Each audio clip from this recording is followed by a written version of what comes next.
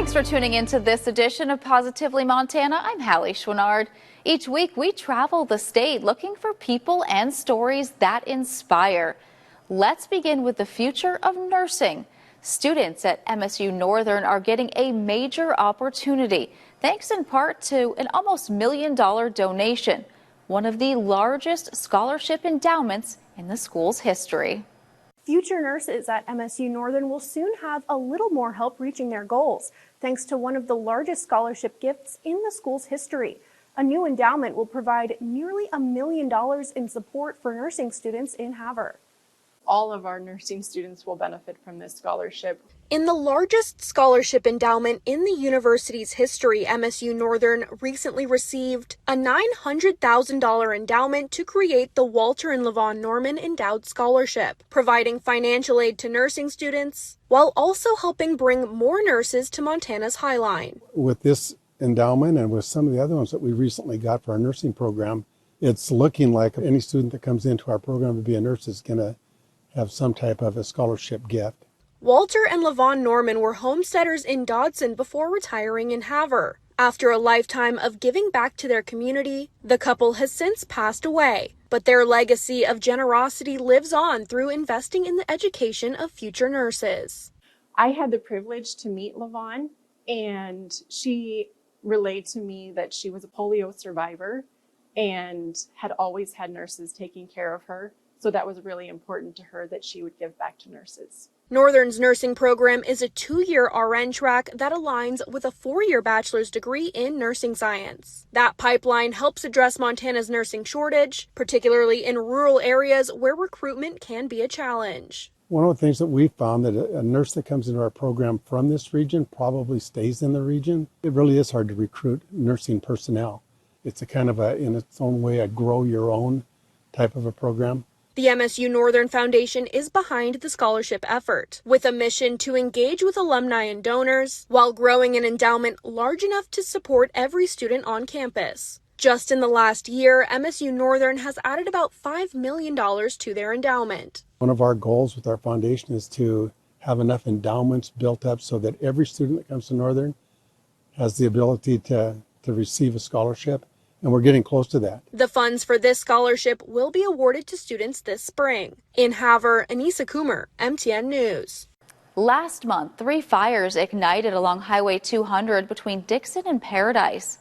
Firefighters quickly jumped in to battle the blazes, and nearby local restaurants also jumped into action, scrambling eggs and making pots of food to feed the fire crews working the front lines. We just wait for that call, and that way we're ready to go. We can get those guys fed because they're protecting all of us. There's a lot more that goes into fighting a wildfire than just putting out the flames. It takes a community. We're setting up a small town here, but it takes a community to help get that done. There are the dozens or even hundreds of firefighters converging on a rural area, working up an appetite. Oftentimes we get a national cater, as we have here. But again, that takes days to get in, and you have to feed firefighters before the caterer gets here. So, on incidents like the Knowles fire, they put out calls to the community for help. When we get to a smaller town like Plains, not just one restaurant helps fill the gap, but we go to almost all of the restaurants. M's Cafe was one of them. The people I work with to coordinate these meals are absolutely wonderful, and they know that I'm kind of good at last minute because it's like, I don't want those guys to go hungry. Father-daughter co-owners Murray and Emily Sexton and Emily's fiance, Alex Bullington, spent hours cooking. Monday we started with 120 for dinner, and then we got 120 for breakfast the following day, 125 for dinner on Tuesday, and in the middle of making dinner I get a message saying, hey, can you bump up to 180? And then a few minutes later, hey, can you do 210? And we all kind of looked at each other, like, you guys can do it with me? And they're like, yeah, and we did it because it's like, we'll make it happen. Yeah. This has become a regular part of their fire season routine. Our first year here was when that 30,000 acre Paradise fire happened. It was a learning curve. Now cooking for hundreds is all just prep work, teamwork, and mass production. For dinner, we cooked 2 5-gallon buckets of mashed potatoes. We went through a case and 4 cans of green beans. I did. What else? I believe it was 6 cases of hamburger patties, which is 42 patties per case. This year, M's Cafe was one of the restaurants presented with a certificate of appreciation for their work. Kind of just blew up into this beautiful thing that I never even expected to receive. We just did it because we always do it. In an area that sees so many wildfires, the cafe says they're grateful for the firefighters and ready with recipes for the next call. Without them, we would have lost so much more. In Plains, Caroline Weiss, MTN News. Speaking of food, two friends are teaming up to turn waffles into wishes and raise money for two notable missions. It's Waffle for Wishes as residents purchase sweet treats. Look at that! With the proceeds going to the Lost Enzyme Project and Make-A-Wish Foundation to help fight critical diseases. These kids in need, like Oliver with the Lost Enzyme Project, are getting money to help them get better with their diseases and medical conditions, and the Make-A-Wish kids as well. Oliver Mills was diagnosed with beta amyloidosis at age 4, according to the Lost Enzyme Project website, but Oliver Mills still has a dream to play hoops. I do wanna make it to the NBA. All right. His mom, Laurel, says the community is showing great support. What people are doing is just showing that love and that they really value life and want to see Oliver, get healthy and want to improve life. The feeling of a community coming together to support a shared cause means more to Oliver than the event itself. Oliver loves people. He's social, and so he really feels that love and support from the community. He feels inspired by all the support and just motivated to keep going and to hold his head high. Despite his struggles, Oliver is in good spirits. I feel great even with this rare disease.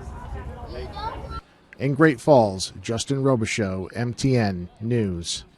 As hunting season approaches, local hunters aren't the only ones preparing. Processors are getting ready for a busy time as well. And they say there are several options for harvesting hunted game. As the crisp Montana air ushers in hunting season, local meat processors are already seeing a surge of business. As far as our shops here, our season starts about the middle of August. The real season will start up now Saturday with the bow season. I think it's going to be a good season this year, so we're gearing up and we're ready. Brian and his family have been processing meat for around 40 years. On the busy River Drive Road, you might find his shop packed with animals waiting to be processed. These hunters put a lot of work into harvesting these animals, and they just want to have their own meat back. So we really thrive on that. We cut 40 to 50 every day, 7 days of the week here during general season. Many local meat processors are already working hard to keep up with the demand. And for hunters who don't plan on keeping all their harvest, there is another option: donate it. The need definitely goes up in the fall. Fortunately, so does our donations seem to typically go up. Summer is always a very dry spell for us. We struggle a lot in the summer because everybody's out having a good time like they should in Montana. So we really count on the fall donations and the Christmas donations to kind of carry us through for really almost the entire year. Sean Tatarko with the Great Falls Food Bank says the demand grows during the fall and winter months, and processed meat donations from hunters make a real difference. Even if they want to donate, half of what they have, we certainly would appreciate it because that meat is very important for us. There are a few other ways to donate game to people in need, such as Montana Food Bank Network's annual Hunters Against Hunger program. As hunting season continues to ramp up, both processors and food banks are prepared to meet the need. No, I think it's going to be a big season. I think beef prices are up, so I think people are hunting more. We are seeing a need go up, so we're hoping that this year, this fall season is, one of our better ones. In Great Falls, Brianna Juneau, MTN News. 4 golf pros took on a marathon challenge playing 100 holes in a single day. It's all to benefit Warriors and Quiet Waters. And while the cause is serious, the day brought plenty of fun, golf visuals, and a few sore backs. Early morning this morning. We love it though. This is for a really, really good cause with Warriors in Quiet Waters. They take post 9/11 veterans and take them on guided fly fishing trips. And as a fly fisherman myself, just cool to get out in peaceful land in Montana. Not bad. Take it. Highlands assistant Brady Cady was joined by fellow assistant Garrett Wooden, general manager Bryce Finman, and head pro Eddie Cavron, circling the 9-hole course 11 times, raising money into the early evening. People pledge for birdies and eagles, so if we're past birdie, we just pick up and keep going. It's going to be a long day out here. You guys ever think about just rolling a push cart for 9 holes? No. Hard pass. It's pretty entertaining. They're in separate carts to speed up play, a little breakfast served on the course, Thank you. some Bluetooth tunes, and a solid slice of shot calling. Well, I got a tree right in my way, so we're going to go a little punch cut pitching wedge here. A little tree in the way, but I'm going to try to split it and go through that little gap. All right, that's the best one of the day. Let's go fairway wood out of the bunker, huh? Hit the tree, I don't know where it went. Find out. Kidding aside, these guys don't mess around raising a hefty sum. Thanks to 15 hole sponsors and a barrage of pledges, it looks like they'll fly by last year's total. I think it was like 30,000, and we're looking at probably 50,000 this year. Birdie or bust is our deal today. And their deal is a big deal to Warriors and Quiet Waters. Scott Breen, MTN Sports. A senior center has decided to remember one of their own in a very big way. They say she left a lasting impact on all those she met along the way. In Eureka, Phyllis Donaldson not only made a name for herself in the community, but also the Tobacco Valley Senior Center, where a very special sign was dedicated to her. She would find a need that somebody had, and she would fill it. The Tobacco Valley Senior Center, known for its twice-weekly dinners and social gatherings, hosted a special event on Thursday to honor Phyllis Donaldson, who passed away in 2024. Phyllis, she was a board member for a very long time. And it was not that she didn't try to retire, she did, but we wouldn't let her. Donaldson moved over 1,000 miles from Las Vegas to settle in Eureka in 2005 and missed feeling needed by the community, prompting her to get involved with local organizations. She got involved in the church, she met friends, she got involved in the senior center. She just blossomed. When Donaldson passed, the center knew that they wanted to do something to make sure her name was a permanent fixture of the building. So I wanted to do something that we could see that would, every time we looked at, would make us think of her. And our sign was getting very decrepit, and so I thought that was a great idea. After a long process of designing and transporting the sign, it finally arrived and was better than anyone, especially her daughters, could have imagined. Thought they were going to just do a little tiny thing. I didn't realize how large it would be. And to tell you the truth, it made all 4 of us girls cry. On Thursday, the ribbon was cut surrounded by Phyllis's family, friends, and co-workers, showing just how much love she brought into the world. The only visible sign of her being here is her tombstone. And to see something like that is just amazing. In Eureka, Maddie Kiefer, MTN News. Still to come on this edition of Positively Montana, a photo contest all this month, bringing the love of pets together with the great outdoors. More on that when we come back.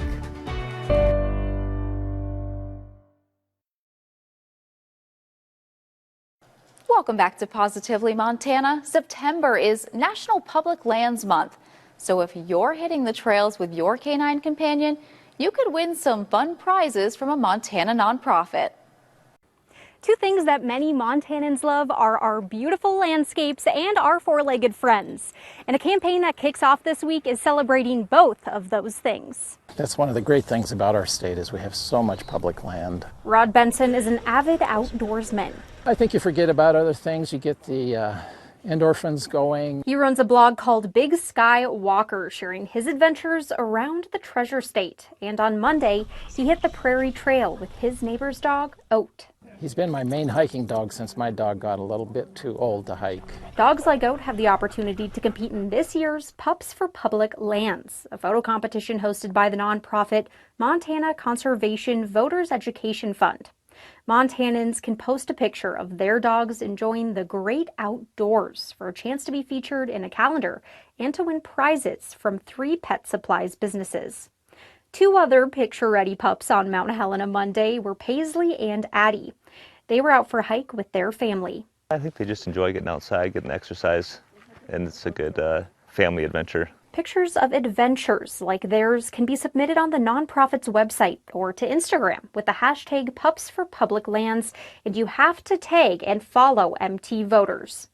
Now, while the prizes are fun, the main goal of the contest is to get more people outdoors with their dogs in a safe and responsible way. We try to keep on a leash. When a dog is out hiking, a dog gets to be a dog. The last day to enter the contest is September 30th. And as a reminder, if you are using our public lands with your furry friends, make sure that you clean up after them so that we can all keep enjoying the outdoors. In Helena, I'm Allie Kaiser, MTN News.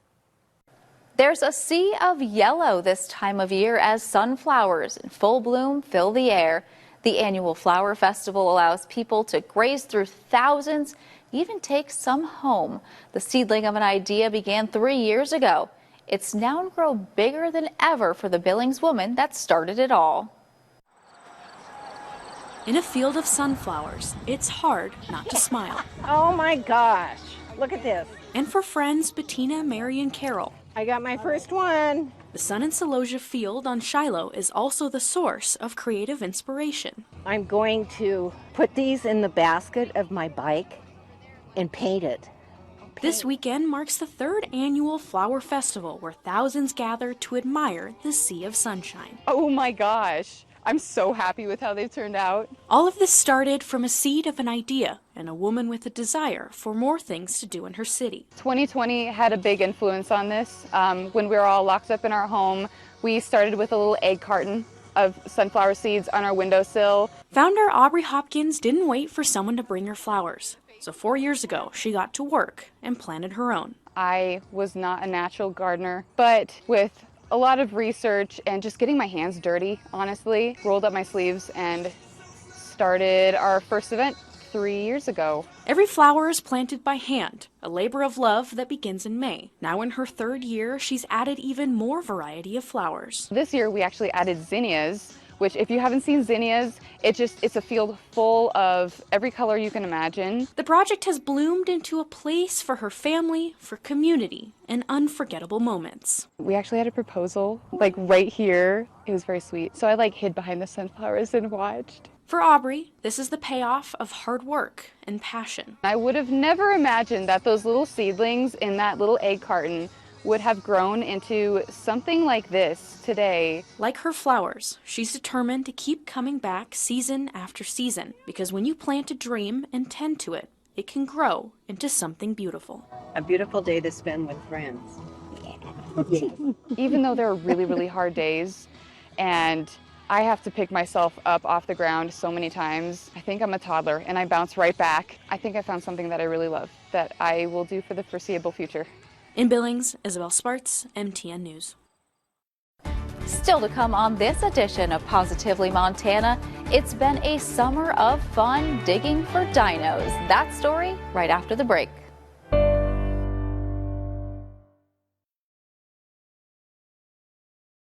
Welcome back to Positively Montana. Some students were hard at work this summer, spending their time near Shodo digging for dinos, something many of them say they've dreamt of all their lives. I feel like I am living my dream life. What we are doing right now is we are protecting the currently exposed and excavated bones. I'm filled with so much excitement when I find a new bone or someone else does and then I get to look at it. It's like, oh my gosh, what is that? You got a dinosaur out of the ground. You got one of the rarest things you could find on planet Earth out of the ground.